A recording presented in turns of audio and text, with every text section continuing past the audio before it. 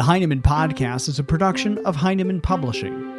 Heinemann is a provider of resources written by real teachers for real classrooms. Heinemann values teachers as decision makers and students as curious learners. Discover the path to lifelong professional learning at Heinemann.com. Heinemann, dedicated to teachers.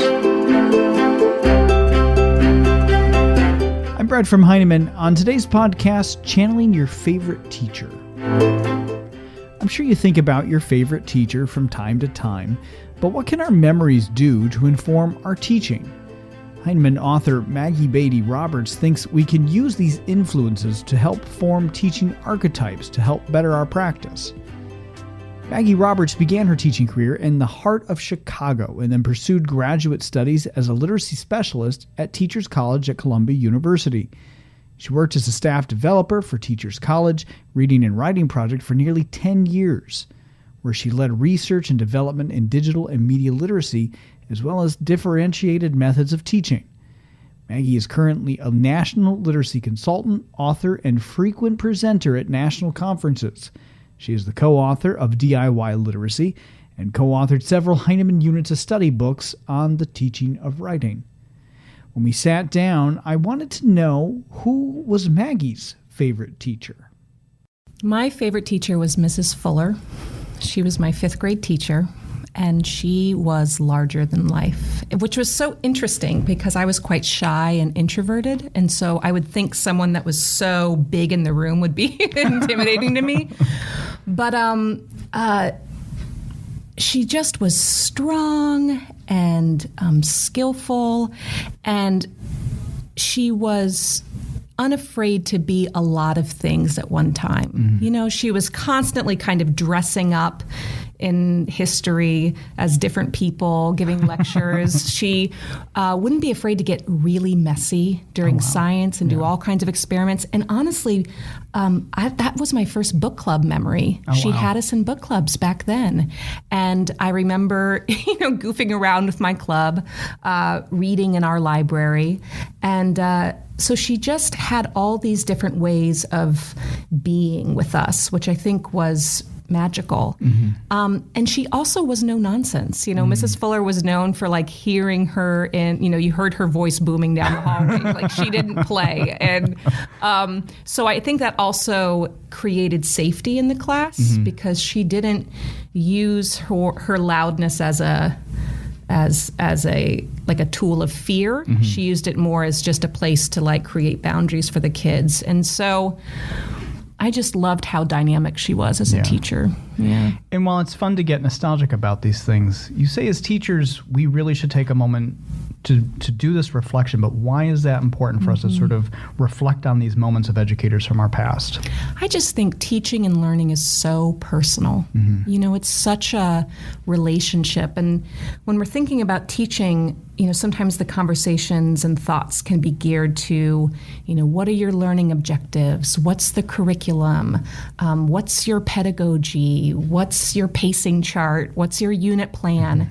And all of those systems are so important, and you want them to have healthy heartbeats in the room.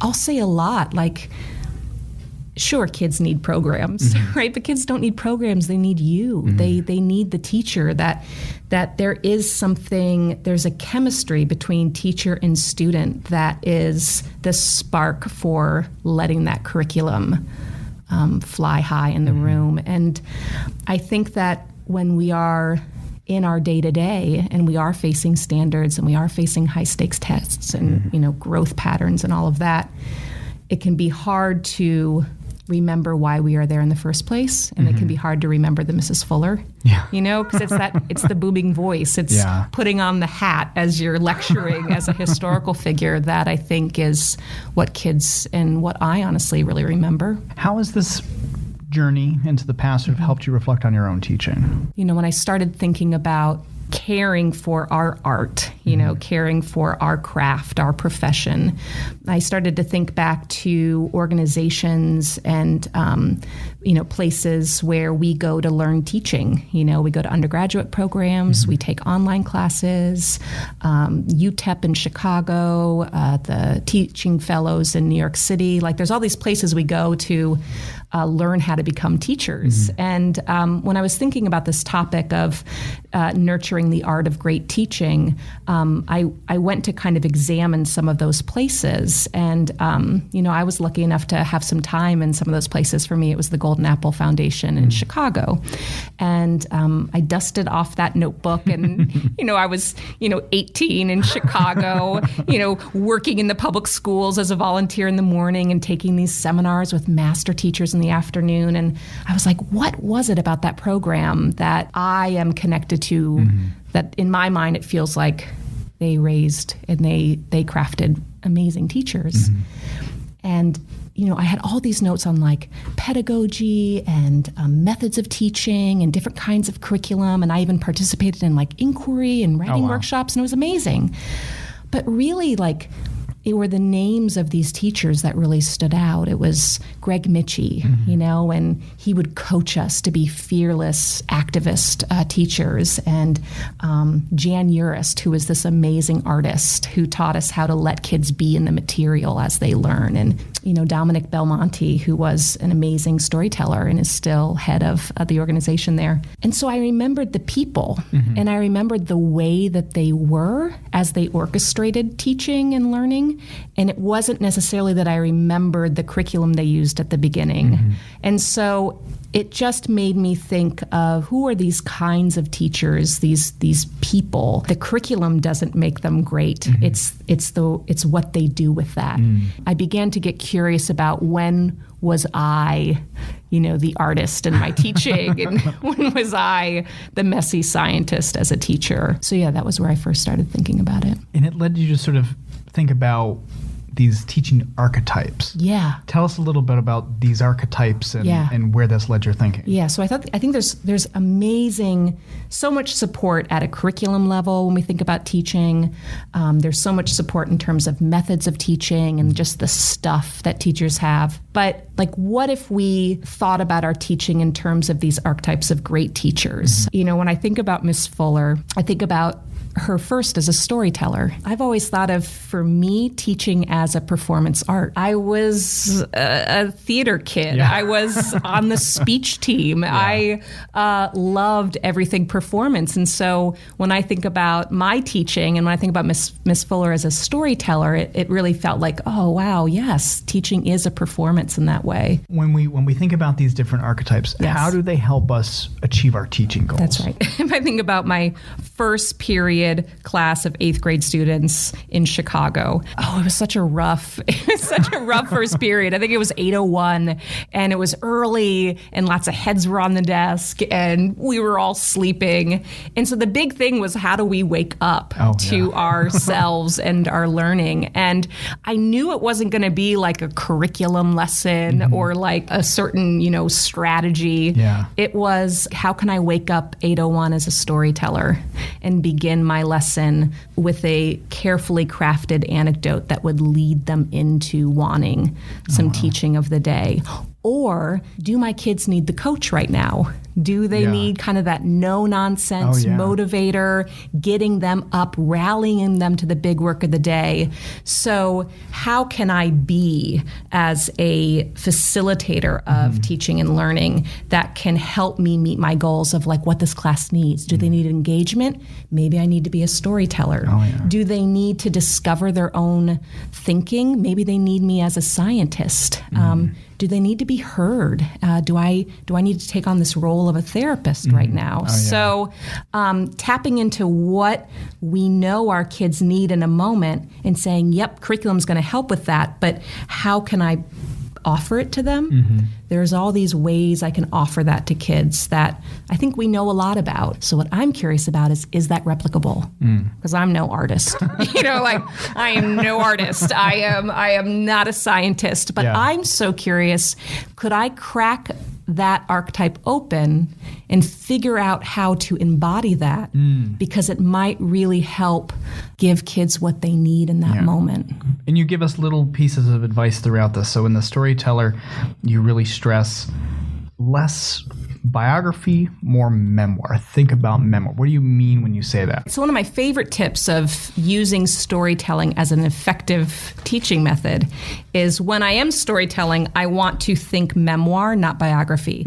That is that Julie reminds us that there's a lot of power in leaving things out. I want to be strategic if I'm taking on these kind of identities as a teacher, because I don't want to storytell for like 40 minutes and all of a sudden be like, wait a second, what did I teach? Like, we're all having a great time, but it's become just like story time. And there is a place for that. But if I'm using it strategically as a method to like wake up 8:01, to like get them in the palm of my hand, I might start the story of my lesson, which is going to take them into the strategy of the day, if it's writing workshop. I might start in the middle of something dramatic that happened to me in the morning, and not start with all of that backstory, so that I'm crafting my stories with an editorial eye that are all moving my audience, my kids, towards the work of the day. Oh, wow. So it's crafted and it's rehearsed, right? So if in this moment we say that teaching is a performance art, there's a lot of rehearsal that goes in on that. So it's not necessarily impromptu, but it feels as such, so that we can get the room together, invited into the work of the day. Well, I think that's reassuring for some people too, that maybe might hear storytelling, hear about that performance art and just go, I'm not that strong of a performer. I know. But if they rehearse it and if they think about sort of that practicing, that rehearsal, that really gives you a lot of strength. Yeah, like, I mean, imagine a PD starting off with, we're a bunch of fourth grade teachers sitting in a room planning our lessons of the week, and we get a sense of what's the story of our curriculum this week, and then we think like, what could be some stories that we use to help invite kids into this work? And you might feel like awkward and embarrassed, but like practicing them together. I can't tell you how many times at speech tournaments I was rehearsing my dramatic interpretation to a wall. Like when you go see speech tournaments, all the kids are like performing at the wall and they're practicing. But that's where it gets fun, is not just, what's my lesson plan? What are my objectives? What are the goals? Where it's fun is like, well, what's the magic behind the methods, right? What is that spark? And if I'm not a storyteller, could I learn how to be one or fake it until I make it to serve a greater good, which is what my kids need. Yeah. Well, and at times what they need is a coach, the coach. They need Coach Taylor. Tell us about Coach Taylor. Oh, How do we channel Coach Taylor? Coach Taylor is just one of my favorite characters. I believe he exists. Yeah. I mean, he is like a real person in my life. If you haven't watched Friday Night Lights, that is a good thing to experience. But,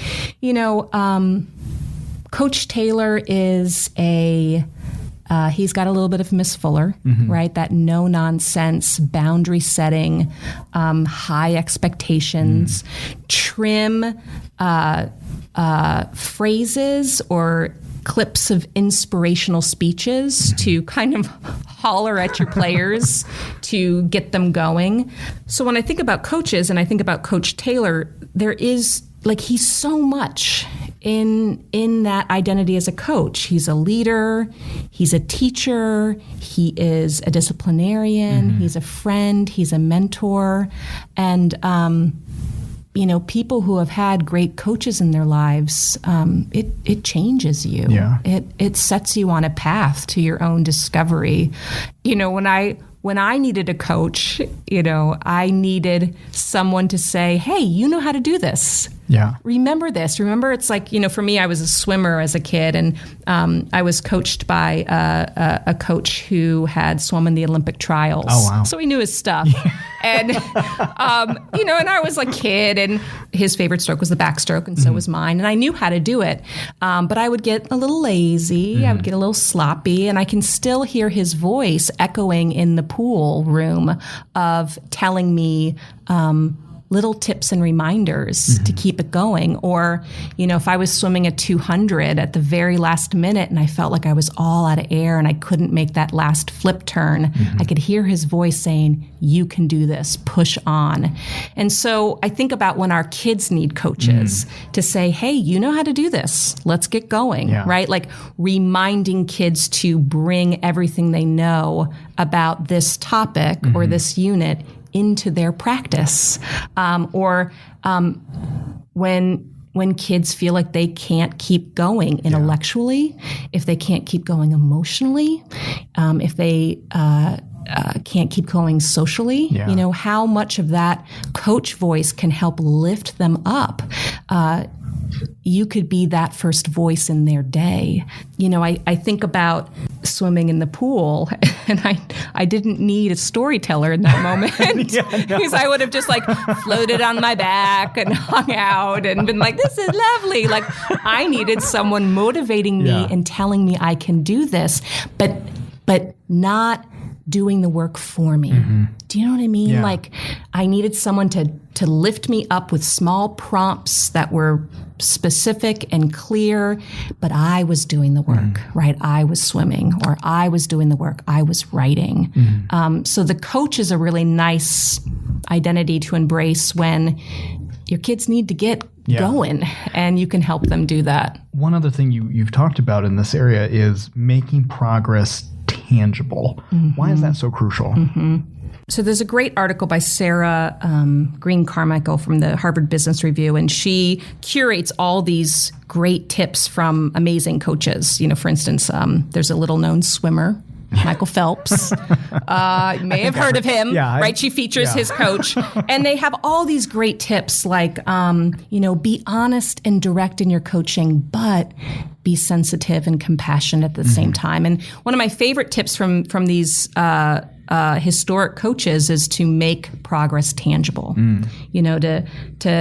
A great coach will set clear goals and milestones for their players and celebrate big when we hit them. So if I think about that as a writing teacher, sitting down to write a literary essay, or sitting down to even write a paragraph, or sitting down, to start a book of my own choice and read that when I've never done that before. If I'm a reader, how can I as the teacher break down that task into short, manageable goals and give kids a ton of feedback when they hit them? I see myself doing that all the time as a writing teacher and a reading teacher. And so can I get even more intentional about that work by saying, I'm a coach right now, right? I'm gonna go and listen to this book club and be like, let me help you make a reading plan. I think that can be helpful. So the third archetype that you've talked about is the scientist. And the scientist is kind of, the scientist is fun. I like the scientist a lot. Is that your favorite? Yeah. Tell us about the scientist. That would be a fun game, right? To kind of be like, okay, so what's your favorite way of being as a teacher? Right? If the storyteller is teaching as a performance art, right? We could think about the scientist as teaching as inquiry. Landmarks of this teaching identity, this way of being, this archetype, it's inquiry, it's questioning.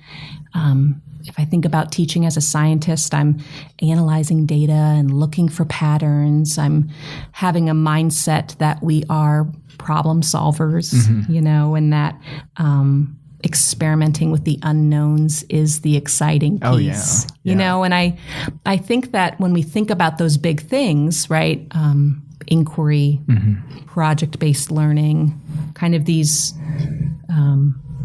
more kind of boundaryless, fun places to be as a teacher and a learner. For some students, right, that's really exciting. For some students, it can be daunting. Same for teachers, right? Sure. To teach in that way can be a little, if I put up a great piece of writing and I do an inquiry as a writing teacher and I say, hey, friends, what do you notice about this piece of writing? And they don't notice anything. And I'm like, it's May. How do you not notice anything? And so inquiry can sometimes make you feel bad about yourself. You're like, oh, well, this didn't go well. But like a scientist would be curious about that.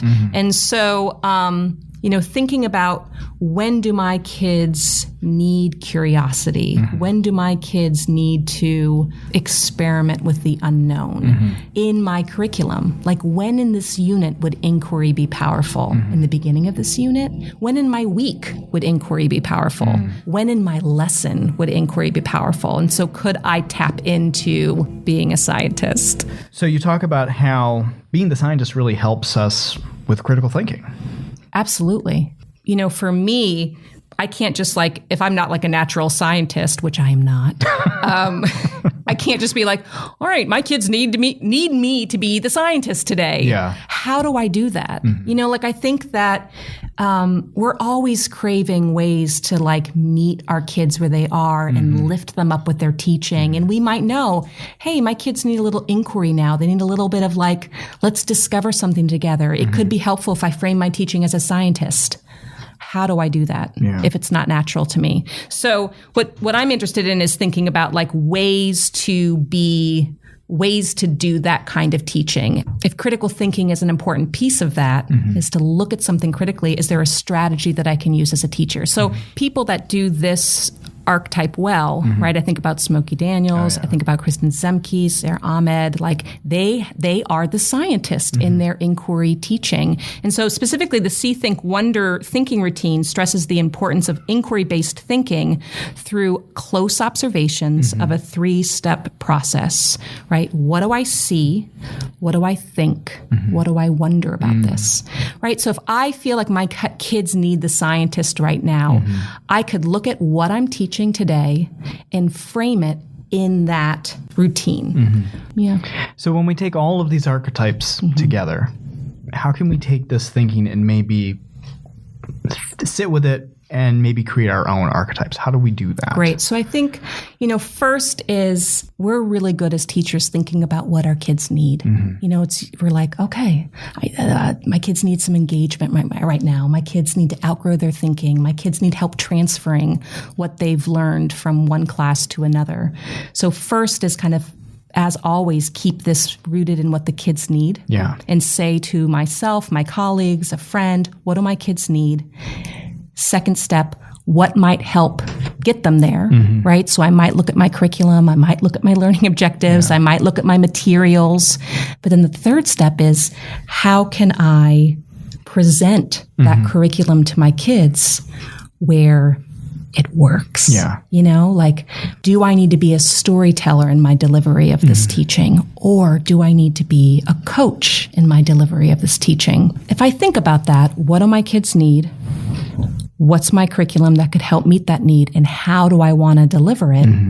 Exploring that how in the company of yourself or the company of your colleagues could be a really neat, fresh way to think about not just what we're going to teach, but how are we going to teach it.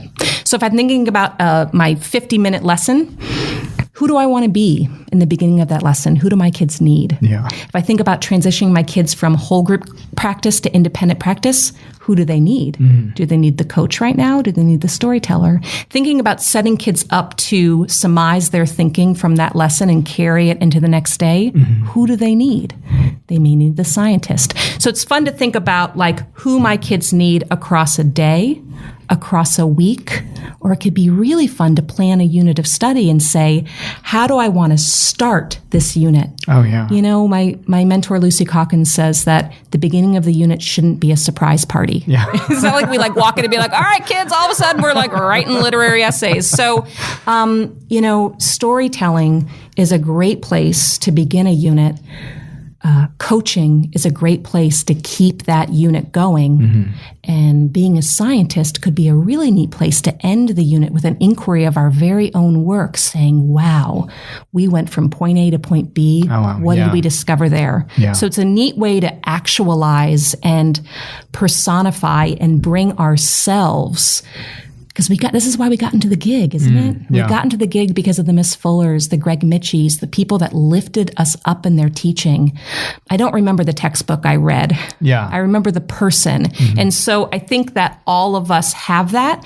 And I think that we can learn how to be our favorite teachers in really small, practical ways. You can learn more from Maggie on this topic if you're attending NCTE this week in St. Louis. Along with Kate Roberts, Maggie will be presenting Clear Eyes, Full Heart, Can't Lose, helping students craft a clear and heartfelt vision for their learning. You can join them on Sunday, November 19th from 8 a.m. to 9:15 a.m. in room 127. If you can't make it to NCTE, you can also watch a video of Maggie on this topic right now over at the EdCollab website. We've provided a link on the Heinemann blog for you to access it. Our thanks to Maggie for her time today. For more information on Maggie and her work, check out Heinemann.com or KateandMaggie.com. And you can also follow Maggie on Twitter at Maggie B. Roberts. We'd love for you to subscribe to the Heinemann Podcast on iTunes and Google Play, where you can also leave a comment or a review. We're also now streaming on the Stitcher and TuneIn radio apps. You can also follow Heinemann on Facebook, Twitter, and Instagram. Plus, you can get a daily teacher tip right on your phone directly from Heinemann authors by downloading the Heinemann Teacher Tip app. All this and more at Heinemann.com.